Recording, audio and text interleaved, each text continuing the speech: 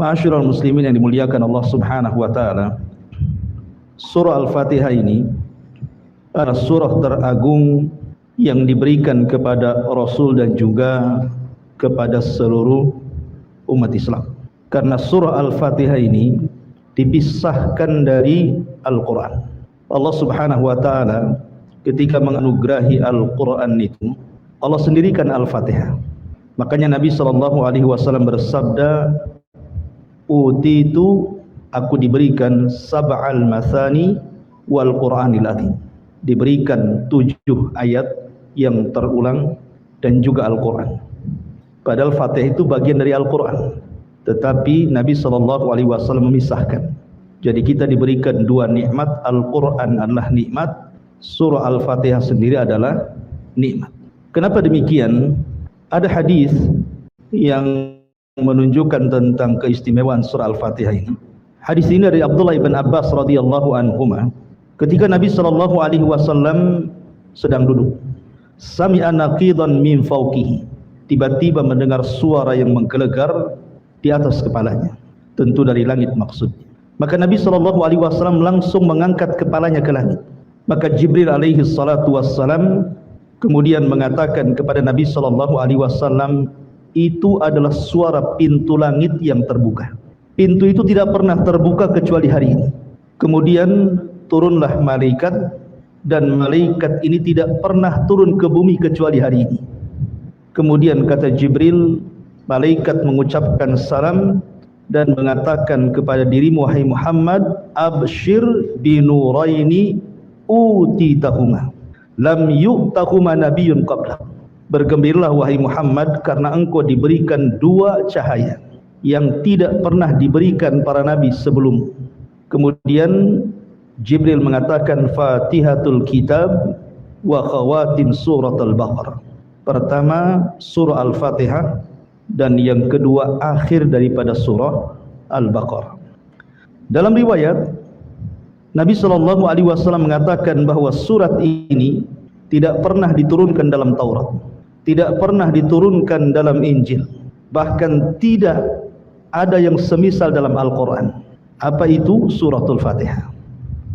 Dari 2 riwayat ini mengetahui bahwa surah Al-Fatihah ini surah teragung, karena tidak ada dalam Taurat, tidak ada dalam Injil, tidak ada dalam Al-Quran. Bahkan yang menurunkan surat ini malaikat yang belum pernah turun ke bumi.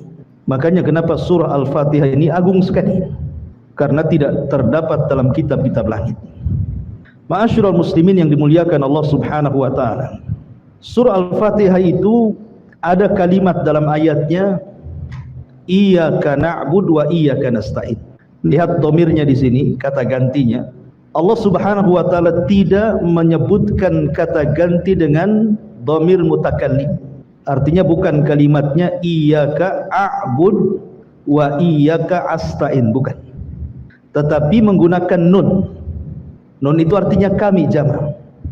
Seolah-olah surat ini bukan hanya dihafal orang-orang tua saja, tapi semua manusia akan menghafal surat ini. Mau anak-anak, mau orang dewasa, mau orang tua, mau perempuan, mau laki-laki, semua membaca surah Al-Fatihah. Itu diantara sirul Fatihah, rahasia surah Al-Fatihah. Ma'asyiral muslimin yang dimuliakan Allah Azza wa Jalla. Bahkan diantara nama surah Al-Fatihah itu adalah Asy-Syifa, surat penyembuh. Ada sebuah riwayat dari Abi Sa'id Al-Khudri radhiyallahu anhu. Jadi suatu ketika Abu Sa'id Al-Khudri ini dan juga rombongannya pulang dari peperangan. Kemudian kehabisan bekal. Tidak ada makanan, tidak ada minuman, tidak ada apapun yang bisa mereka makan dan minum. Akhirnya kemudian mereka ingin bertamu ke salah satu dari daerah ataupun desa tertentu supaya orang-orang kampung itu menjamunya. Tapi qadarullah, orang-orang kampung itu semua bakhil. Tidak ada yang mau untuk menjamu rombongan para sahabat ini. Akhirnya kemudian para sahabat ini pun keluar dari kampung itu dan hendak mencari kampung lain. Qadarullah, rupanya ketua kampungnya tersengat kalajengking. Ketika tersengat kalajengking karena orang kampung itu tidak ada yang sanggup mengobati, dan dilihatnya para sahabat yang kampung itu nampaknya Ada di antara mereka yang mampu mengobati, makanya orang kampung mengejar sahabat ini. Kemudian mengatakan, sudikah kalian mengobati ketua kami? Karena sahabat sudah sakit hati, itu masuk kampung minta dijamu, nggak ada yang ngasih. Sekarang pimpinannya terkena sengatan kalajengking, tiba-tiba minta diobati. Akhirnya para sahabat mengatakan, mungkin bahasa kita enak saja kan itu ya. Saya minta makan tak dikasih, sekali kalian sakit minta diobati, itu bahasanya. Akhirnya kemudian para sahabat mengatakan, ya, kami siap mengobati pimpinan kalian dengan syarat kalian harus memberikan imbalan kambing sekian dan sekian. Akhirnya kemudian salah seorang sahabat membacakan surah Al-Fatihah, kemudian diusap kepada bekas sengatan kalajengking itu. Tiba-tiba sembuh. Sesuai perjanjian kalau sembuh ngasih kambing kan itu. Akhirnya kemudian dikasih kambing, kemudian mereka pun sebagiannya dimakan dan sebagiannya dibawa pulang. Ketika kemudian sampai di hadapan Nabi SAW, para sahabat ini bercerita. Maka apa kata Nabi SAW? Dari mana kalian tahu bahwa surat itu adalah suratul ruqyah, surat yang bisa meruqyah?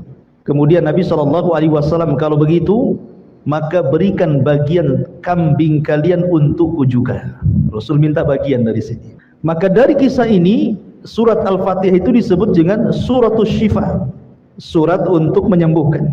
Al-Imam Ibnul Qayyim rahimahullahu ta'ala itu mengarang satu kitab, judulnya Madarijus Salikin, Madarijus Salikin fi iyyaka na'budu wa iyyaka nasta'in. Itu beliau memberikan faedah banyak tentang surah Al-Fatihah. Lah kata Imam Ibnul Qayyim rahimahullahu ta'ala, dia mengatakan kullu da'in lahu dawa, setiap penyakit itu pasti ada obatnya. Kemudian dia mengatakan wa ana ahsantul mudawamata bil Fatihati, dan aku menganggap baik dengan terus membaca Al-Fatihah apabila aku sakit. Jadi kata Ibnul Qayyim rahimahullahu ta'ala, setiap aku sakit, kubacakan surah Al-Fatihah dengan niat kesembuhan. Dan setiap aku membaca surat itu, maka Allah sembuhkan penyakitku. Ini kisah Ibnul Qayyim rahimahullahu ta'ala yang mempraktekkan surat itu. Dan dia mengarang satu kitab namanya Madarijus Salikin fi iyyaka na'budu wa iyyaka nasta'in. Luar biasa. Intinya bahwa surah Al-Fatihah itu salah satu rahasianya adalah israrnya dalam sebuah pengobatan. Saya akan rangkum beberapa rangkuman tentang rahasia di balik makna surah Al-Fatihah. Kenapa surah Al-Fatihah itu disebut Ummul Kitab juga? Itu artinya induk dari semua kitab. Karena kata Imam Ibnul Qayyim rahimahullahu ta'ala, sesungguhnya Allah subhanahu wa ta'ala ketika menurunkan kitab-kitab dari langit itu, jumlahnya berapa? 104 kitab. Walaupun yang kita kenal hanya Taurat, Injil, Zabur, Al-Quran. Sama dengan para rasul kan. Rasul yang diutus itu 102, nabi yang diutus 124.000.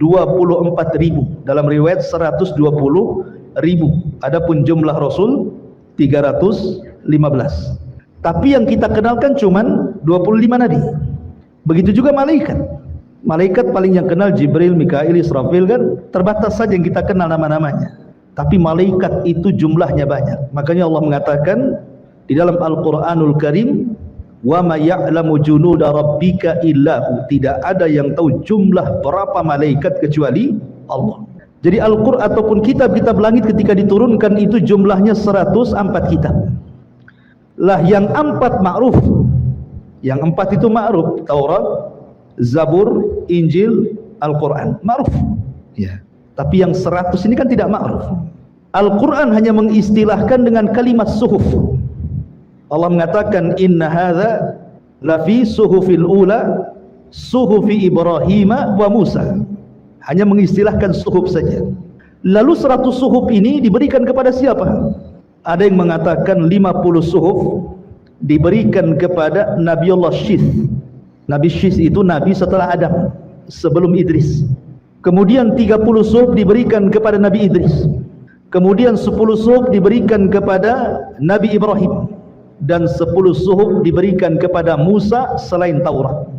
Berarti jumlahnya 100. 50 diberikan kepada Syith, ditambah 30 Berarti sudah 80. Diberikan kepada Idris, yang 10-nya diberikan kepada Ibrahim, yang 10-nya diberikan kepada Musa. Kemudian di sana ada Taurat, ada Injil, ada Zabur, ada Al-Quran. Berarti semuanya 104 kitab. Kata para ulama, dari 100 kitab, kalau digabungkan dengan Taurat, maka Allah Subhanahu wa ta'ala ringkas menjadi hukum-hukumnya dalam kitab Injil. Dan 100 kitab yang ada dalam Taurat ataupun Injil, karena Zabur itu bukan kitab-kitab hukum. Kalau Zabur itu kan tipis, dia cerita tentang nasihat-nasihat saja. Lain dengan Injil dan Taurat gitu ya, memang lengkap seperti Al-Quran. Lah dari 100 kitab, 100 suhuf, kemudian ditambah dengan Taurat, kemudian dengan Zabur dan Injil, itu Allah Subhanahu wa ta'ala ringkas di dalam Al-Quran. Lah Al-Quran sendiri Allah ringkas dalam satu surat yang disebut dengan Suratul Fatihah. Dan surat Al-Fatihah sendiri diringkas lagi dalam satu ayat, Iyyaka na'bud wa iyyaka nasta'in. Makanya kalimat Iyyaka na'bud wa iyyaka nasta'in mencakup seluruh kitab-kitab langit. Karena tujuan diturunkan Alkitab untuk apa? Wa ma khalaqtul jinna wal insa illa liya'budun. Kan tujuannya untuk ibadah. Maka ada pada kalimat Iyyaka na'bud wa iyyaka nasta'in. Lah surah Al-Fatihah itu terkandung seluruh kitab, terutama Al-Quranul Karim.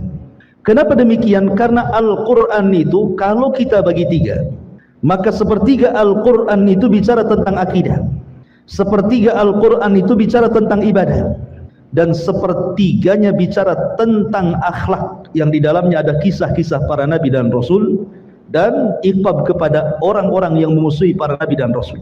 Tiga perkara ini ada pada surah Al-Fatihah. Kalau kita cerita tentang akidah, maka ada pada 3 ayat pertama surah Al-Fatihah. Alhamdulillahirabbil alamin, Ar-Rahmanir Rahim, Maliki Yaumiddin. Ini bicara tauhid. Tauhid dari 3 tauhid, bicara tentang rububiyah, bicara tentang uluhiyah, bicara tentang asma dan sifat. Adapun rububiyah, Rabbul Alamin. Rabb, rububiyah diambil dari kata-kata Rabb, maka disebut rububiyah. Adapun uluhiyah, lillah. Uluhiyah itu diambil dari kalimat Allah menjadi uluhiyah. Adapun asma wa sifat Ar-Rahman, Ar-Rahim. Ini yang pertama. Adapun yang kedua bicara tentang ibadah. Iyyaka na'bud wa iyyaka nasta'in. Hanya kepadamu kami beribadah dan hanya kepadamu kami meminta pertolongan. Kemudian yang ketiga bicara tentang akhlak. Ihdinas siratal mustaqim, siratal ladzina an'amta 'alaihim. An'amta 'alaihim, orang yang kau berikan nikmat itu siapa? Dalam ayat yang lain, minan nabiyyin wasiddiqin wasyuhada wassalihin. Orang-orang yang diberikan nikmat itu mereka para nabi, mereka para siddiq, mereka para syuhada, mereka orang-orang saleh, dan mereka adalah orang-orang yang pantas kita tiru akhlaknya. Makanya surah Al-Fatihah itu mencakup Al-Quran secara keseluruhan. Ini yang pertama. Kemudian yang kedua, surah Al-Fatihah ini mengajarkan kepada kita bagaimana caranya kita beribadah. Bagaimana caranya kita beribadah kepada Allah Subhanahu wa ta'ala. Pertama, ma'rifatullah, mengenal Allah Subhanahu wa ta'ala. 3 ayat pertama mengenal Allah, ya kan? Kan sebelum kita beribadah kita harus mengenal siapa yang kita ibadahi, kan? Kalau Anda beribadah kemudian tidak kenal siapa yang Anda ibadahi, Anda sedang beribadah kepada siapa? Kan itu ya. Kita ibadah ini harus tahu yang diibadahi siapa. Yang diibadahi adalah Allah. Makanya Allah ajarkan bagaimana cara beribadah. Sebelum kita mengatakan iyyaka na'bud, hanya kepada mulah kami beribadah, Allah kenalkan dulu siapa dirinya. Alhamdulillahirabbil alamin, Ar-Rahmanir Rahim, Maliki Yaumiddin. Inilah ma'rifatullah dengan segala jenis tauhid yang saya sebutkan tadi. Kemudian yang ketiga, di dalam ayat ini juga, dalam surat Al-Fatihah ini juga diajarkan kepada kita bagaimana caranya kita meminta hidayah. Meminta hidayah. Kalau kita melihat hadis Nabi SAW tentang balasan orang yang membaca surah Al-Fatihah dalam sholat, kata Nabi SAW, Fatihah itu dibagi menjadi 2. separuhnya untuk Allah dan separuhnya untuk hamba. Kemudian Allah Subhanahu wa taala berfirman dalam hadis qudsi, kalau Anda membaca alhamdulillahirabbil alamin, segala pujinya milik Allah, Rabb semesta alam, maka Allah akan menjawab apa? Hamidani abdi, hambaku sedang memujiku. Apabila kita membaca dalam salat kita Ar-Rahman Ar-Rahim, maka Allah jawab di langit, asna alayya abdi, hambaku sedang mengagungkan diriku. Kalau kita membaca Maliki Yaumiddin, maka Allah Subhanahu wa taala akan jawab di langit, majjadani abdi, hambaku sedang membesarkan diriku. Sampai di sini ini untuk Allah. Kemudian Allah mengatakan iyyaka na'bud wa iyyaka nasta'in. Allah jawab di langit apa? Hadza baini wa baina abdi wa li abdi mas'al. Hadza baini, ini dalam kalimat iyyaka na'bud, ini untukku, ibadah itu untuk Allah. Wa iyyaka nasta'in, ini untuk hambaku. Karena meminta pertolongan itu kita minta pertolongan kepada Allah. Wa li abdi mas'al, dan Allah berjanji akan mengabulkan hamba-hambanya yang meminta kepadanya. Ihdinas siratal mustaqim siratal ladzina an'amta 'alaihim ghairil maghdubi 'alaihim waladdallin. Sama, hadza baini, ini untukku, maksudnya hidayah milik Allah, ya kan? Karena kita tidak bisa memberikan hidayah kecuali irsyad, taufik itu milik Allah. Wa baina 'abdi, dan bagi hambaku, dengan cara terus berdoa meminta hidayah kepada Allah Azza wa Jalla agar dihindarkan dari sifat-sifat orang Yahudi al-maghdub dan juga sifat-sifat orang Nasrani al-zalim. Makanya dalam mazhab Syafi'i, dalam sebagian mazhab mereka mengatakan kalau antum sholat, karena dalam mazhab Syafi'i itu sholat wajib membaca Fatihah. Mau dikeraskan imamnya, mau disirkan imamnya, makmum tetap baca Fatihah. Itu dalam mazhab Syafi'i. Kalau seandainya seorang makmum dia masbuk, kemudian imam sedang membaca surat, antum baru memulai Al-Fatihah, tapi antum sudah membaca 3 ayat pertama, kemudian imam ruku, itu sudah dianggap satu rakaat. Kenapa? Karena hak Allah sudah antum penuhi. Bisa paham ya? Karena hak Allah antum sudah penuhi, ya. Tetapi kalau seandainya belum selesai baru alhamdulillah kemudian ruku, belum dianggap satu rakaat. Paham kan? Ya, itu dalam mazhab Syafi'i seperti itu. Karena 3 ayat pertama itu hak Allah, kemudian 4 ayat setelahnya itu hak hambanya. Ma'asyiral muslimin yang dimuliakan Allah Azza wa Jalla, lah perhatikan dalam jawaban-jawaban Allah itu. Allah Subhanahu wa taala menjawab dengan 3 jawaban haknya. Pertama, hamidani abdi. Yang kedua, asna alayya abdi. Yang ketiga, majjadani abdi, hambaku sedang memujiku, hambaku sedang mengagungkan diriku, hambaku sedang membesar-besarkan diriku. Kalau dalam kehidupan kita setiap hari satu kita senantiasa memuji Allah dengan mengucapkan alhamdulillah, segala puja hanya milik Allah Azza wa Jalla. Kemudian kita agungkan Allah, kemudian kita besarkan Allah, kemudian setelah itu kita beribadah kepada Allah Subhanahu wa taala.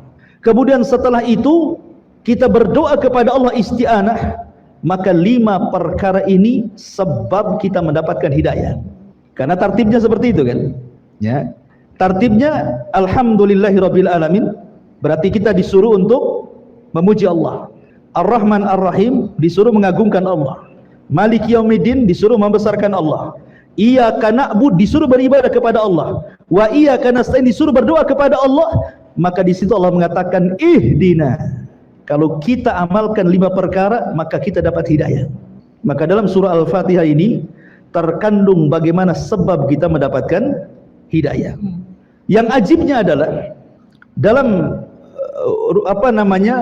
kalimat-kalimat Al-Fatihah, di situ ada Ar-Rahman Ar-Rahim, berarti sifatnya rahmah. Kemudian yang kedua ada iyyaka na'budu wa iyyaka nasta'in, kita disuruh al-ibadah, beribadah. Kemudian di situ ada kalimat al-hidayah, ihdinas siratal mustaqim. Kemudian di situ ada kalimat an'amta 'alaihim, nikmat. Ada rahmat, ada ibadah, ada hidayah, ada nikmat. Ini ada 4 kata dalam surah Al-Fatihah itu kan. Rahmat, kemudian yang kedua apa tadi? Ibadah, kemudian yang ketiga hidayah, kemudian yang keempat nikmat. Alladzi an'amta, nikmat.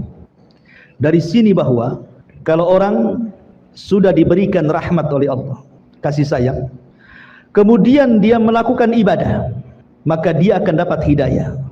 Setelah dapat hidayah, dipastikan diberikan nikmat. Itu maksudnya, ya. Kalau kita sudah mendapatkan rahmat dari Allah, dituntun untuk menghambakan diri kepada Allah, kemudian kita ibadah.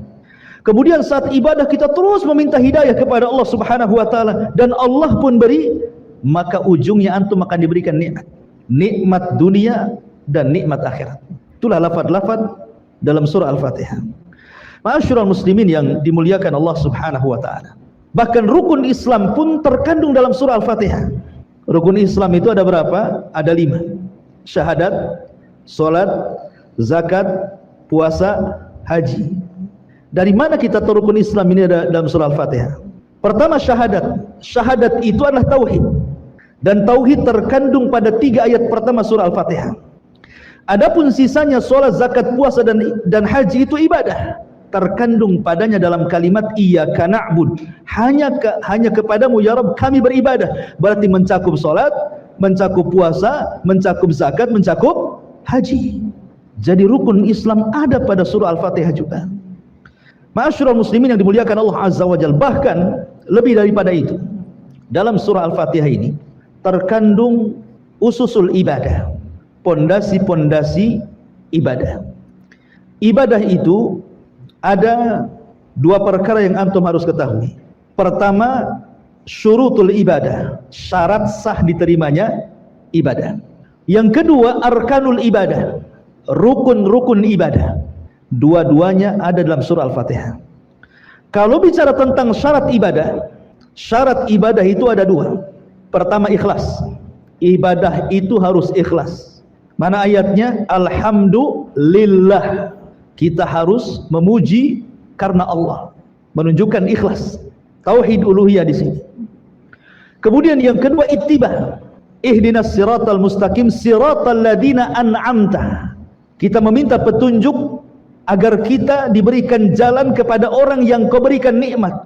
Maka yang pertama orang diberikan nikmat adalah para nabi. Dan nabi yang diutus kepada kita siapa? Rasulullah. Kita harus mencontoh Nabi SAW. Maka di sini ada syurut ibadah. Kemudian yang kedua, arkanul ibadah, rukun ibadah. Rukun ibadah ada 3.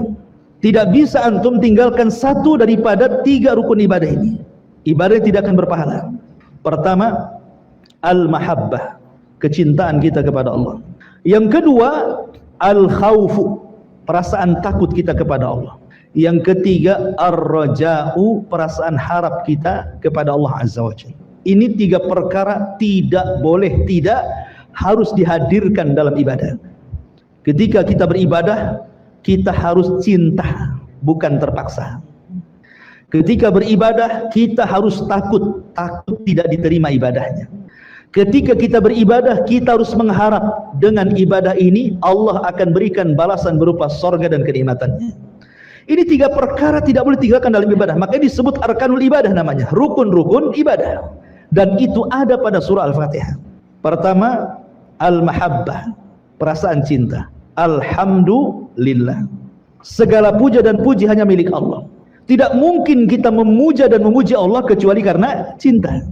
Makanya kalau orang cinta pasti memuji, kalau orang benci pasti mencela, kan begitu ya. Kalau kita memuji orang, hilang keburukannya, yang ada kebaikannya. Kalau kita membenci, hilang kebaikannya, yang ada keburukannya. Maka kalimat alhamdulillah itu artinya penanaman cinta kepada kita, cinta kepada Allah Subhanahu wa taala. Kemudian yang kedua, raja, harapan, ar-Rahman ar-Rahim. Ini ada kandungan harapan. Kenapa? Karena ar-Rahman ar-Rahim itu sifatnya sama, rahmat, artinya kasih sayang Allah Subhanahu wa taala kepada kita. Di sini ada harapan, ada ketenangan bagi kita. Kita ini sedang bermuamalah dengan zat yang penuh dengan rahmat. Makanya segudang dosa yang kita lakukan, kalau kita menghadap Allah Subhanahu wa taala dan tidak membawa kesyirikan sedikit pun, tetap Allah terima taubatnya. Bahkan orang yang berbuat syirik sekalipun kalau bertobat, tetap diterima tobatnya. Ada harapan, harap kepada Allah Subhanahu wa taala. Kemudian yang ketiga al-khauf, perasaan takut. Dari mana kita ambil maliki yaumiddin, bahwa Allah itu raja di hari pembalasan. Kita harus takut. Makanya kata Umar bin Khattab radhiyallahu an ketika memberikan catatan kepada kalimat maliki yaumiddin, beliau mengatakan, kalau seandainya orang paham bahwa di sana ada yaumuddin, yaumuddin itu hari pembalasan, ma'akalal qawiyyu dhaif, tidak mungkin orang kuat memakan orang lemah. Tidak mungkin orang itu semena-mena gitu ya. Menindas itu tidak mungkin. Kenapa? Karena ada balasan. Iya, di dunia dia bisa menekan orang, di akhirat dia ditekan Allah. Kan itu ya. Makanya kalau paham bahwa yaumuddin apa din? Din itu bukan agama. Din itu artinya balasan. Semua orang akan dibalas karena kezalimannya. Makanya kalau orang paham perkataan Umar bin Khattab bahwa di sana ada hari pembalasan, tidak mungkin orang itu mencuri, tidak mungkin orang berdusta, tidak mungkin orang menipu, tidak mungkin orang zalim, tidak mungkin orang hasad, tidak mungkin orang menyakiti, tidak mungkin orang mencela, mencaci, memaki, menggibah dan yang lainnya. Kenapa? Di sana ada hari pembalasan gitu ya. Maka timbul perasaan al-khaufu, takut.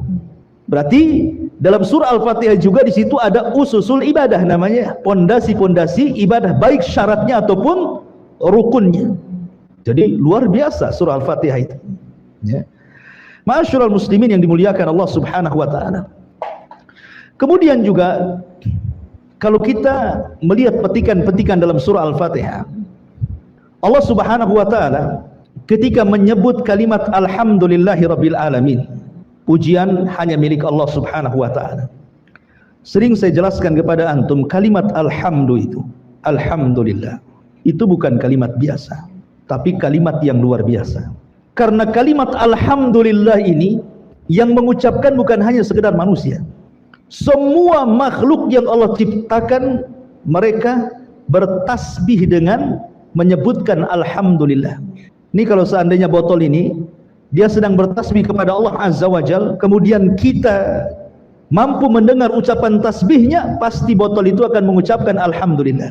Tiang, kipas, apalagi di sini meja yang antum pakai itu, mereka semua bertasbih. Karena Allah yang mengatakan wa im min kulli syai'in illa yusabbihuna bihamdi walakin la tafqahuna tasbihahu. Dan itu ya. Segala sesuatu yang Allah ciptakan itu semua bertasbih, cuman kalian tidak paham tasbihnya. Dengan apa mereka bertasbih? Bihamdi. Kalimat hamdi artinya kalimat alhamdulillah. Berarti kalau seandainya Allah perdengarkan pohon pisang bertasbih, pasti pohon pisang akan mengucapkan alhamdulillah. Kalau seandainya antum perdengarkan ayam sedang bertasbih, pasti ayam itu mengucapkan alhamdulillah. Kalau seandainya gunung itu antum perdengarkan bagaimana tasbihnya gunung, pasti gunung akan mengucapkan alhamdulillah. Segala sesuatu, mau lautan, mau ikan-ikan di dalam lautan, mereka bertasbih kepada Allah dan tasbihnya dengan ucapan alhamdulillahirabbil alamin. Alhamdulillah. Karena alhamdulillah itu mencakup segala lini kehidupan manusia. Bukan hanya diucapkan orang senang saja, orang susah pun mengucapkan alhamdulillah. Enggak percaya antum? Datang ke orang sakit, gimana kondisinya? Alhamdulillah, sakit saya tidak terlalu parah. Tuh sebelah sana itu sudah meninggal kemarin. Alhamdulillah juga dia, padahal dia stroke. Ya. Apalagi orang sehat, kaifa haluk? Alhamdulillah bi khair. Begitu ya. Antum datang ke orang fakir, orang miskin, kaifa haluk? Bagaimana kondisimu? Kata orang fakir, alhamdulillah masih bisa makan. Gitu ya. Orang sebelah nasinya nasi kering katanya. Ya. Apalagi orang kaya, makin keras alhamdulillahnya. Kaifa haluk? Alhamdulillah, tambah lagi oplet saya gitu. Semua orang mengatakan alhamdulillah. Mau orang sakit ya alhamdulillah, orang sehat alhamdulillah, orang miskin alhamdulillah, orang kaya alhamdulillah. Semua orang mengucapkan alhamdulillah. Bahkan para malaikat disebutkan di dalam Al-Quranul Karim. Lihat bagaimana para malaikat, seluruh malaikat, seperti Allah mengatakan dalam surah Ghafir ayat 7, alladzina yahminuna al-arsya wa man hawlahu yusabbihuna bihamdi rabbihim. Dan para malaikat-malaikat pemikul arsy dan seluruh malaikat di sekitarnya, mereka bertasbih dengan menyebut alhamdulillah. Semua malaikat. Dan itu juga hal yang semana antum bisa buka dalam surah Zumar ayat 75 dan dalam surah Al-Baqarah ayat 30. Ketika malaikat mendengar Allah akan menciptakan makhluk berupa manusia Adam, apa kata malaikat? Ataj'alu fiha man yufsidu fiha wa yasfiku dima wa nahnu nusabbihu bihamdik. Dan kami bertasbih kepadamu dengan cara apa? Bihamdik, artinya mengucapkan alhamdulillah. Semua malaikat apabila bertasbih kepada Allah, pasti ucapan mereka alhamdulillah. Segala puja dan puja hanya milik Allah. Karena Allah itu paling suka dipuji. Tabiat manusia juga sama kan? Antum kalau dipuji senang kan? Oh, tampan padahal tidak. Oh, cakep padahal tidak gitu. Oh, cerdas padahal bodoh gitu. Tapi kalau dipuji kan senang kan? Kalau makhluk saja suka dipuji, makanya kenapa banyak ibadah yang ditolak? Karena ria. Walillahi matsalul a'la. Tentu Allah lebih berhak untuk itu. Makanya kenapa Allah memuji dirinya tanpa harus mengatakan kul, tidak seperti kul a'udzu birabbin nas, kul huwallahu ahad, kul enggak. Tapi Allah mengatakan alhamdulillah. Allah tidak katakan kul ya Muhammad alhamdulillah. Ya, kenapa? Karena tidak perlu Allah mengatakan katakan ya Muhammad alhamdulillah, karena Allah sendiri sudah memuji dirinya.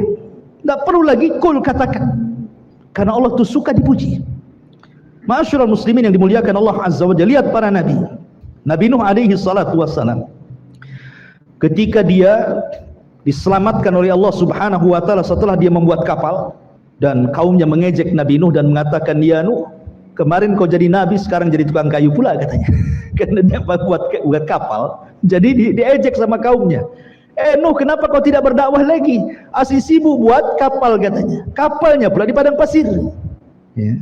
Mana bisa kapal itu berjalan di padang pasir? Seperti seorang penyair Arab mengatakan apa? Tarjun najata walam tasliku masalikaha innas safinata la tajri 'alal yabas. Engkau mengharap keselamatan tapi tidak pernah menempuh jalannya. Bagaimana mungkin kapal laut bisa berjalan di padang pasir? Kan itu ya. Jadi Nuh itu dia membuat kapal di padang pasir, sehingga kaumnya itu menganggap gila kalau buat perahu ya di laut sana, ngapain buat kapal di padang pasir. Kemudian mereka mengejek, "Ya Nuh, kemarin kau jadi nabi, sekarang kau jadi tukang kayu," katanya. Mereka tidak paham Nuh sedang mempersiapkan sesuatu yang Allah perintahkan karena kecongkakan umatnya. Ketika betul-betul kapal sudah jadi, tanda-tandanya sudah ada, maka Nuh kemudian memasukkan orang yang beriman dan binatang sepasang-pasang ke perahunya. Kemudian terjadi banjir bandang dan tufan ketika semua umatnya tenggelam, dan Allah selamatkan Nuh alaihi salatu wassalam. Apa kata Nuh dalam surah Al-Mu'min ayat 28? Allah katakan, faqulil hamdulillahilladzi najjana minal qaumi zalimin. Katakan ya Nuh, alhamdulillah. Allah mengatakan, katakan ya Nuh alhamdulillah, yang telah menyelamatkan kami dari kaum yang zalim. Nuh disuruh mengucapkan alhamdulillah. Kemudian Nabi Ibrahim ini sudah tua dan juga istrinya sudah tua, mandul lagi, tidak mungkin punya anak. Makanya kemudian karena sudah putus asa tidak mungkin punya anak, Sarah mengatakan kepada Ibrahim, menikahlah kau dengan Hajar, mudah-mudahan kau punya anak. Akhirnya kemudian digaulilah Hajar, betul-betul hamil, punya anak Ismail. Rupanya selang beberapa waktu, akhirnya kemudian Sarah pun punya anak Ishak. Terkadang harus dipancing dulu ya. Jadi antum yang menikah lama tidak punya anak, coba poligami kayak Ibrahim. Lihat bagaimana Allah Subhanahu wa taala firmankan dalam surah Ibrahim ayat 39, alhamdulillah alladzi wahabali 'alal kibari Ismail wa Ishaq inna rabbi lasami'ud du'a. Apa kata Ibrahim? Alhamdulillah, yang telah menghibahkan kepadaku, memberikan kepadaku di saat tuaku Ismail kemudian Ishak. Ibrahim mengucapkan alhamdulillah. Kan itu ya. Kemudian juga kita lihat Nabi Daud dan juga Sulaiman. Nabi Daud itu dan Nabi Sulaiman ini kekhususan nabi-nabi Bani Israel. Bani Israel itu terdiri daripada 12 putra Yakub dari 4 wanita. 12 inilah yang disebut dengan bapak-bapak Bani Israel. Karena Israel sendiri adalah nama lain daripada Yakub. Yakub itu nama lainnya Israel. Punya anak 12. Dari 12 ini punya anak, maka kumpulan anak-anaknya itu disebut Bani Israel. Tetapi dari putra-putra Yakub hanya ada 2. Satu turunannya jadi nabi, satu turunannya jadi raja semua. Pertama dari Lawi atau Lawa, semua jadi nabi. Ribuan para nabi terlahir dari Lawa ibn Yakub. Tetapi yang turunannya jadi raja dari Yahuda, yang turunannya disebut Yahudi. Itu semua jadi raja sampai ke anak cicitnya. Tetapi Nabi Daud dan Sulaiman putranya itu menggabungkan 2 keistimewaan, raja plus nabi. Kalau yang lain kan raja ya raja saja, nabi ya nabi saja. Tapi Nabi Daud dan Sulaiman itu menggabungkan 2 nikmat itu, nikmat raja dan nikmat nabi. Allah Subhanahu wa taala mengingatkan akan nikmat yang Allah anugerahkan kepada Daud dan juga Sulaiman. Apa kata Allah dalam Al-Qur'an? Walaqad ataina Dawuda wa Sulaimana ilma wa qala alhamdulillahilladzi faddalana ala katsirin min ibadihil mu'minin. Dan sungguh kami telah berikan kepada Daud dan Sulaiman pengetahuan luas soal dunia dan akhirat. Dunia jadi raja, akhirat jadi nabi, kan itu. Kemudian keduanya mengatakan alhamdulillah, segala puja dan puji itu hanya milik Allah yang telah mengutamakan kami atas kebanyakan hamba-hamba Allah yang beriman. Nabi Sulaiman dan Daud mengucapkan alhamdulillah, kan itu. Bahkan Nabi SAW juga disuruh oleh Allah Subhanahu wa taala untuk mengucapkan alhamdulillah. Seperti Allah mengatakan, "Qulil hamdulillah wa salamun ala ibadihi alladziina astafallahu khairun amma yusyrikun." Dalam surah An-Naml ayat 59. Katakan ya Muhammad, alhamdulillah. Rasul disuruh memperbanyak ucapkan alhamdulillah. Bahkan kalimat yang pertama diucapkan Nabi Adam adalah alhamdulillah. Jadi ketika Allah Subhanahu wa taala menciptakan Adam, diutus malaikat Jibril, Mikail dan malaikat-malaikat yang untuk mengambil tanah di bumi ditolak sama bumi. Enggak boleh. Ketika diutus malakul maut, bumi tidak bisa apa-apa. Sehingga malakul mautlah yang mengambil tanah-tanah dengan berbagai macam sifat dan warnanya dari bumi diangkat ke langit. Itulah bahan baku Adam. Karena bahan baku Adam itu dari sifat-sifat bumi, ada yang keras, ada yang lembut, ada yang becek gitu ya, mungkin bahasa kita. Ada yang tanah hitam, ada yang tanah putih, ada yang merah, dan macam-macam warna tanah. Makanya sifat manusia sama dengan sifat tanah. Makanya tanah, ada orang yang keras, oh mungkin dari tanah keras gitu ya. Ada yang lembut, mungkin dari yang becek-becek gitu, lempung-lempung gitu. Ada yang hitam, oh mungkin dari tanah hitam. Ada yang putih, mungkin dari tanah putih. Ada yang kehitaman, keputihan atau belang, mungkin campuran gitu. Jadi semua sifat manusia itu kembali kepada sifat tanah ya. Diangkatlah Nabi bahan baku Adam ini ke langit. Kemudian Allah sendiri yang membentuknya. Ingat, Allah sendiri yang bentuknya. Itulah keutamaan Adam, dibentuk oleh Allah. Allah yang bentuk. Makanya Allah mengatakan laqad khalaqnal insana fi ahsani taqwim. Sungguh kami, kata Allah, menciptakan manusia dengan sebaik-baik bentuk. Adam diciptakan sebaik-baik bentuk. Makanya manusia itu paling indah ciptaannya dibandingkan semua makhluk Allah yang Allah ciptakan di bumi. Coba perhatikan binatang. Tidak ada binatang itu yang bisa berdiri di antara 2 kaki. Sebutkan binatang apa? Dia bisa berdiri dengan 2 kaki, berjalan tegap gagah seperti manusia. Tidak ada. Sapi 4 kaki, kambing sama, ya kan? Ular tak punya kaki lagi dia. Dia pakai perut jalannya kan itu ya. Apalagi kera, ya. Kera juga tidak bisa 2 kaki tegap, sekali-kali aja dia. Ya. Kucing apalagi bisa dia berdiri waktu atraksi saja. Habis itu dia tidak ada ceritanya binatang itu yang berdiri dengan 2 kaki dengan tegap kecuali manusia kan. Karena memang manusia itu fi ahsani taqwim. Allah sendiri yang bentuk. Lah ketika Allah Subhanahu wa taala memasukkan ruh kepada Adam di hadapan para malaikat, pertama kali Adam itu bersin. Haji gitu. Ya. Apa kata Allah? Qul ya Adam alhamdulillah. katakan ya Adam alhamdulillah. Berarti ucapan yang pertama Nabi Adam keluar dari mulutnya itu alhamdulillah. Maka Allah mengatakan yarhamuka rabbuk, Rabbmu memberikan rahmat kepadamu Adam. Makanya jadi sunnah kalau orang bersin baca alhamdulillah, di sampingnya mendoakan yarhamukallah. Tapi dari sini menunjukkan bahwa Adam membaca alhamdulillah. Pertama ucapan keluar dari mulut Adam itu alhamdulillah. Bahkan bukan hanya malaikat, Adam, para nabi, orang yang masuk neraka saja mereka mengucapkan alhamdulillah. Kenapa orang masuk neraka mengucapkan alhamdulillah? Penduduk neraka ketika mengucapkan alhamdulillah bukan karena senang, tetapi karena mereka dimasukkan ke dalam neraka bukan karena kezaliman Allah, tapi karena keadilannya.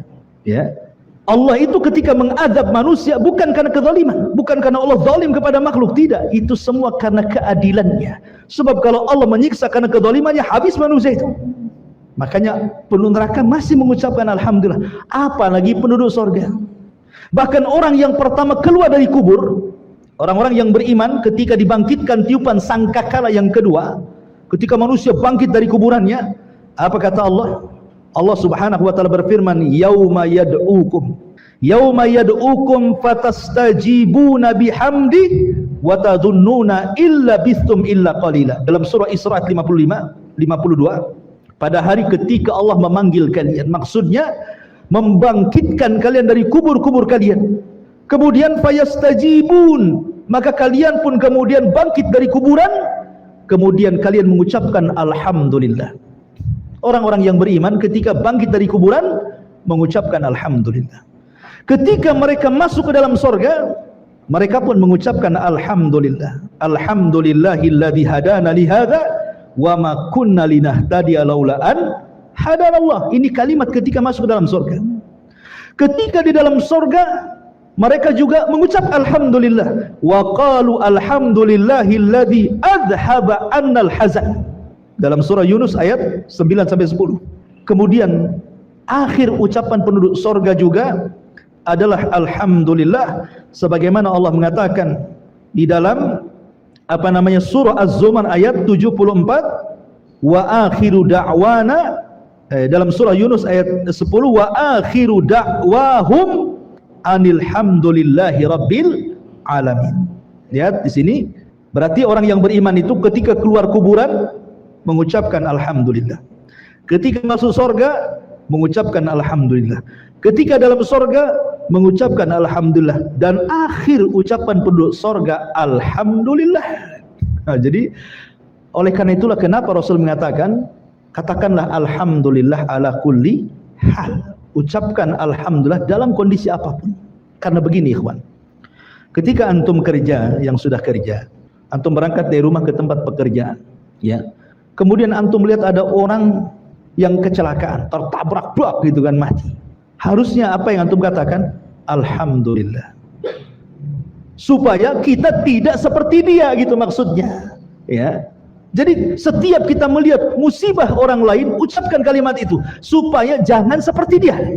Karena bisa saja terjadi kepada kita. Kita ini sudah hati-hati, ya. Lampu sudah hijau, antum lewat, rupanya yang lain melanggar antum. Bisa saja terjadi kan? Ada orang makanya di jalan ini repot, antum mau ngebut nabrak orang, lambat pula ditabrak orang. Itulah jalan raya. Dan jalan raya itu tempat kematian paling banyak hari ini. Padahal di zaman Rasul tidak ada orang mati di jalan. Makanya sering saya katakan di zaman Rasul tidak ada orang mati di jalan, karena nggak ada unta nabrak keledai, gitu ya. Zaman sekarang truk nabrak tronton, gitu ya. Beca ditabrak sama mobil, macam-macam. Makanya kalau melihat musibah, ucapkan alhamdulillah supaya tidak terkena musibah itu. Antum masuk nih, pulang dari ngaji, masuk ke rumah, istri sehat, anak-anak sehat, tidak terjadi kebakaran di rumah, tidak jadi apapun di rumah, tidak kemalingan, ucapkan alhamdulillah. Supaya apa? Supaya selamat terus rumah itu. Itu maksudnya. Itu bentuk syukur. Bukan Allah mengatakan kan, la in syakartum la azidannakum. Kalau engkau banyak bersyukur, ku tambah. Jadi kalau kita masuk rumah, melihat kondisi semua baik, alhamdulillah, insya Allah Allah tambah. Kalau sekarang istri antum satu, Allah tambah, alhamdulillah. Kata akhwat, inna lillah wa inna ilaihi rajiun. Masyarul muslimin yang dimuliakan Allah. Intinya kalau kita kupas, alhamdulillah banyak kan nih rahasia-rahasia dalam surah Al-Fatihah ini. Ya. Masyarul muslimin yang dimuliakan Allah Azza wa Jalla. Ar-Rahman Ar-Rahim. Ar-Rahman Ar-Rahim ini bukan kalimat biasa, ya. Minimalnya kita ucapkan 17 kali dalam sholat kita kan. Dalam sholat wajib saja, belum sholat-sholat sunnahnya. Karena Ar-Rahman Ar-Rahim itu kalau antum perhatikan, kita memperhatikan maknanya, seolah-olah kita sedang diliputi rahmat Allah, kasih sayang Allah Subhanahu wa taala. Kasih sayang Allah itu banyak sekali, ikhwatu fiddin, muliakan Allah Azza wa Jalla. Sampai-sampai Nabi SAW ketika bicara tentang rahmat Allah Subhanahu wa taala, Allah itu memiliki mi'atu rahmah, 100 rahmat. Kemudian anzala minha rahmatun wahidah, tapi yang diturunkan ke bumi cuma satu. Bayangkan, Allah itu punya 100 rahmat kasih sayang, tapi yang diturunkan ke bumi cuma satu. Tapi dengan satu ini saja kita bisa melihat bagaimana seorang ibu menyayangi anaknya, ya kan? Bagaimana seorang bapa menyayangi anak-anaknya, bagaimana seorang anak cinta dengan ayahnya, bagaimana sesama binatang saling sayang. Kita lihat satu saja, kita melihat luar biasa, ya, rahmat bagi manusia itu. Bagaimana orang masuk surga? Yang rahmat Allah itu 99 kan di sana. Yang satu saja kita bisa melihat bagaimana kasih sayang manusia dengan manusia yang lain itu luar biasa. Seperti ada di zaman sahabat itu yang menggendong ibunya haji dari awal manasik sampai selesai karena cintanya dengan ibunya. Uwais ibn Qaran, Uwais al-Qarani itu seorang kibarut tabi'in, hidup di zaman Nabi. Sebenarnya dia bisa jadi sahabat, tinggal datang dari Yaman ke Madinah berjumpa dengan Nabi, jadi sahabat dia kan. Karena syarat jadi sahabat itu harus melihat Nabi, beriman kepada Nabi, dan mati di atas agama Nabi. Itu sahabat namanya. Tapi Uwais al-Qarani bela-bela dia birrul walidain, sayangnya dengan ibunya sampai mengalahkan semuanya, ya. Begitulah rahmat ditanamkan oleh Allah Azza wa Jalla. Pada satu rahmat itu yang diturunkan, tetapi untuk satu dunia, mencakup ke binatangnya, mencakup ke manusianya, dan begitu seterusnya. Bagaimana di sorga yang 99 rahmat itu? Di dunia saja kita sudah tenang, apalagi orang tua punya 5 anak, semua anaknya berbakti, tenang rasanya gitu ya. Itu rahmat Allah itu. Gimana di sorga yang 99 itu kan, ya. Jadi kalimat Ar-Rahman Ar-Rahim ini bicara tentang rahmat, bicara tentang rahmat, kasih sayang Allah Subhanahu wa taala kepada kita. Sehingga kalau kita yakin Allah itu sayang dengan kita, ikhwatu fiddin, maka tidak ada orang yang putus asa di dunia ini. Enggak ada. Kebanyakan orang yang putus asa itu karena tidak paham kalimat Ar-Rahman Ar-Rahim ini. Apalagi seperti tadi yang saya jelaskan, Maliki Yaumiddin, ditanamkan sifat takut gitu ya. Kalau orang paham dengan kalimat Maliki Yaumiddin, maka dia akan bisa menanamkan tingkatan Islam tertinggi dalam Islam. Apa? Muraqabah. Jibril bertanya kepada Rasul, apa itu Islam? Apa itu iman? Apa itu ihsan? Kan itu ya. Berarti tingkatan Islam itu ada 3. Dimulai dari Islam, kemudian iman, kemudian ihsan. Berarti paling tinggi itu ihsan. Dalam Islam itu paling tinggi ihsan. Ihsan itu artinya merasa diawasi Allah. Dan kalau kita paham Maliki Yaumiddin, berarti Anda sedang dididik ihsan, ya, tingkatan muraqabah yang luar biasa. Sebab kalau seandainya kita paham kalimat Maliki Yaumiddin, tidak ada di dunia orang ini berbuat jahat, ikhwan. Tenang di dunia ini. Yang mencuri nggak jadi, takut nanti dibalas di akhirat. Yang mau berbohong nggak jadi, yang mau nipu nggak jadi, yang mau korupsi nggak jadi, yang mau berdosa nggak ada jadi, mau bergibah nggak jadi. Tenang dunia ini, nggak ada kejahatan. Kalau paham Maliki Yaumiddin. Tapi karena tidak paham, akhirnya kemudian habis sholat nyolong kotak infak. Berarti tidak paham dengan Maliki Yaumiddin. Dia mau nyuri kotak infak, itu sholat dulu dia, baca Fatihah juga dia, Maliki Yaumiddin. Habis itu diambil pula kotak infak. Berarti nggak paham yang dibaca. Makanya baca surah Al-Fatihah itu dalam sholat itu janganlah dikebut-kebutkan, jangan pula satu nafas. Oh, dolin gitu kan ada tuh, ya. Sholat tarawih 5 menit 23 menit. Cuman dia bisa memahami Fatihah itu. Karena setiap kalimat dalam surah Al-Fatihah itu ada jawabannya. Dan ada makna yang tersembunyi di situ untuk kita resapi gitu loh. Makanya wajar kalau seandainya Allah mengatakan innas salata tanha 'anil fahsya'i wal munkar, sesungguhnya salat itu bisa mencegah perbuatan keji dan mungkar. Keji itu ucapan kotor, mungkar itu perbuatan fasik. Karena orang yang salat kalau paham kalimat Maliki Yaumiddin tidak mungkin mengucapkan kalimat kotor, tidak pula mungkin melakukan perbuatan fasik. Kan itu ya? Karena pasti akan ada balasannya, gitu maksud. Karena ada tuh pertanyaan, Ustaz, katanya sholat itu bisa mencegah perbuatan keji dan mungkar. Kok habis sholat masih banyak orang mabuk? Itu yang adzan itu tukang adu ayam itu katanya. Karena tidak paham kalimat per kalimat dalam surah Al-Fatihah itu. Kalau dia meresapi Maliki Yaumiddin saja, sudah istirahatlah bumi dari penjahat. Itu satu ayat dalam surah Al-Fatihah. Bisa istirahat bumi dari kejahatan. Tapi karena tidak paham yang dibaca, akhirnya wajar sholatnya belum mampu merubah dari perbuatan keji dan mungkar itu. Karena Maliki Yaumiddin itu mengajarkan muraqabah tingkat tinggi itu, supaya kita jangan berbuat jahat dan hanya seolah-olah kita dilihat Allah. Kemudian kalau kita lihat juga kalimat iyyaka na'bud, hanya kepadamu kami beribadah dan hanya kepadamu kami meminta pertolongan. Kata Imam Ibnul Qayyim, Allah mendahulukan ghayah sebelum wasilah. Ghayah itu tujuan, wasilah itu perjalanan ke tujuan. Nah, itu ya. Kalau kita mau ke Batu Aji itu ghayahnya, perjalanannya itu disebut wasilah, ya kan? Allah mendahulukan ghayah, tujuan hidup manusia sebelum wasilah sampai ke tujuan. Karena tujuan kita ibadah, isti'anah itu wasilah. Ya. Berarti kita diajarkan dalam kalimat iyyaka na'budu wa iyyaka nasta'in itu penghambaan diri. Apa sih itu ibadah? Ibadah itu kata lain daripada al-khudu wat tadzallul, itu ibadah. Khudu itu artinya merendahkan, tadzallul itu menghinakan. Kita merendahkan diri di hadapan Allah dan menghinakan diri di hadapan Allah. Makanya kenapa Allah itu paling suka kepada orang yang sujud. Karena ketika kita sujud itu betul-betul kita sedang merendahkan diri kepada Allah. Disitulah Allah akan ijabah setiap doa orang yang sujud. Karena hadisnya bahwa seafdal-afdalnya doa ketika sujud. Allah tidak mungkin menolak doa orang yang sedang sujud. Maka kalau ingin berdoa ketika sujud itulah, karena itu waktu rendah-rendahnya kita di hadapan Allah itu. Ketika merendahkan betul, meletakkan dahi di tanah, itulah sebenarnya merendahkan kita kepada Allah. Kalau orang paham iyyaka na'bud, saya kira tidak ada orang sombong di bumi ini. Enggak ada. Karena semuanya harus merendahkan kepada Allah. Tidak ada orang yang congkak, yang sombong, yang takabur, itu tidak ada. Kalau seandainya para penguasa itu ketika sujud dalam solat, kemudian ketika dia membaca surah Al-Fatihah iyyaka na'bud, maknanya kita harus merendahkan dan menjadi hamba bagi Allah. Tidak mungkin kemudian dia takabur ketika menjadi pemimpin. Karena di sana ada pemimpin yang sesungguhnya Allah Subhanahu wa taala. Apalah kita di hadapan Allah, wallahu akhrajakum min butuni ummahatikum la ta'lamuna syai'a.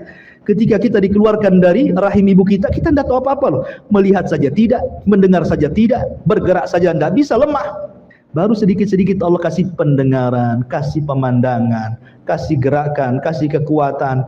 Besar sedikit, kasih kuat badan, kasih kecerdasan. Dengan cerdas akhirnya sekolah, dengan sekolah jadi insinyur, jadi dokter, jadi ini, jadi itu. Semua Allah yang kasih. Lalu kenapa Anda sombong? Itu maksudnya. Karena tidak paham kalimat iyyaka na'budu wa iyyaka nasta'in. Kalau orang paham kalimat ini, tidak ada orang nyembah sembah. Nah, kandungan Al-Fatihah itu luar biasa kemana-mana gitu. Iyyaka na'budu wa iyyaka nasta'in. Ihdinas siratal mustaqim. Ya. Ihdinas siratal mustaqim ini cerita hidayah. Hidayah itu penting, ikhwan. Karena orang kalau tidak dapat hidayah, sesat kita. Kalau sudah sesat, lihat akhirnya jadi pengebom. Khawarij sesat, jadi ngebom sana sini. Kan itu ya. Kemudian Syiah sesat. Ketika Asyura tanggal 10 dipukul-pukul badan sampai bayi kecil diketuk kepalanya sampai keluar darah tuh. Supaya merasakan bagaimana perih pahitnya Husain ketika dibantai di Karbala katanya. Karena kesalahan mereka. Itu kan kesalahan orang Syiah menyuruh Husain dari Hijaz menuju ke Kufah. Rupanya dibantai di situ. Yang bantai pun orang Syiah. Sehingga mereka menyesal. Makanya setiap kemudian Muharram mereka membuat ulang tahun Karbala. Memukul-mukul, lihatlah di YouTube tuh.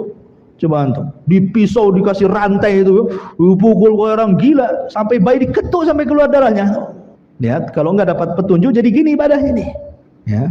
Lihat orang-orang yang merasa ma'rifat, akhirnya nggak sholat, nggak puasa, nggak zakat, nggak haji, karena sudah ma'rifat, sudah kenal dengan Allah, nggak perlu sholat lagi, nggak perlu puasa lagi, maksiat pun boleh, karena Allah ada pada hatinya, sudah berkumpul dengan badan yang disebut hululiyah, manunggali kaulu gusti, orang Jawa bilang, sudah nyatu gitu ya, sudah nyatu akhirnya, buat apa lagi ibadah?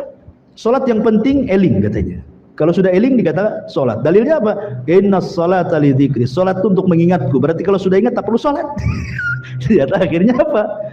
Nggak sholat nggak apa. Lihat kalau nggak kasih petunjuk seperti ini jadinya. Ya. Jadi kalau kita tidak dapat petunjuk sesat kita. Ya. Macam-macam.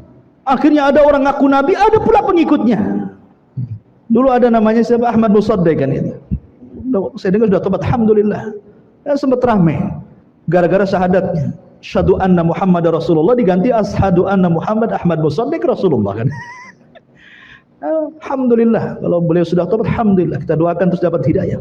Tapi kalau orang tidak dapat petunjuk jadi gitu kan? Ya. Kemudian ngaku Imam Mahdi. Baru-baru ini kan ada orang yang mengklaim bahwa ada seorang yang mengaku Imam Mahdi, ciri-cirinya ada pada dia katanya. Dan sekarang sedang membuat pembaiatan di hotel tingkat 3 ya, baiat.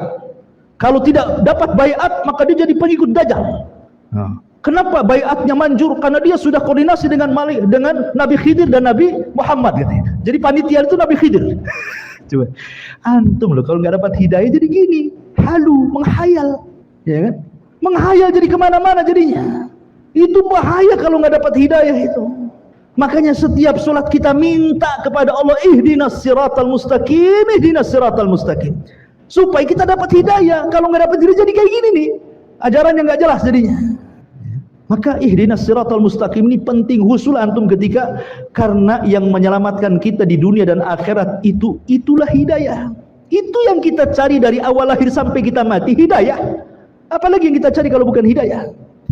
Makanya kenapa hidayah itu selalu didahulukan dalam doa Nabi, Allahumma inna nas'alukal huda wat tuqa wal afafa wal ghina.